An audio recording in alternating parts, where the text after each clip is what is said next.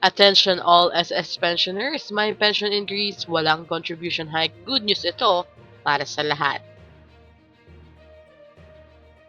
Magandang araw po sa ating manonood. Alam niyo po bang may magandang balita para sa mga pensyonado at aktibong miyembro ng Social Security System matapos kumpirmahin ng ahensya na magkakaroon ng pagtaas ng pensyon sa mga susunod na taon ng walang dagdag contribution.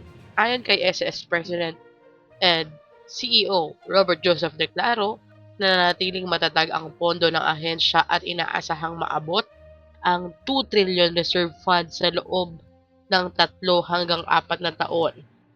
Noong 2025, umabot na ito sa 1.065 trillion pesos ang reserve fund ng SSS habang pumalo sa 1.261 trillion pesos ang kabuuang assets nito kasabay ng record na 142.97 billion pesos na net income. Dahil sa pagpapatibay ng performance ng pondo, ipinatutupad ng SSS ang Pension Reform Program na magbibigay ng sunod-sunod na pagtaas na pensyon sa loob ng 3 taon. Sa kabila ng dagdag benepisyo, nilinaw naman ang SSS na walang planong contribution hike.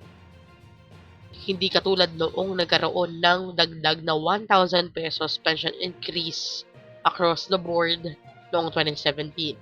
Ayon kay President Declaro, ang huling pagtaas ng contribution ay ipinatupad noong January 2025 bilang bahagi ng revised SSS law. Mahalaga ang hakbang na ito para sa mga pensyonado dahil makatutulong ang dagdag pensyon upang makasabay sa tumataas na gastos ng pamumuhay. Para naman sa kasalukuyang naguhulog ng contribution, nagbibigay ito ng katiyakan na mas lalakas ang kanilang magiging benepisyo sa hinaharap ng hindi nadaragdagan ang kanilang buwanang hulog.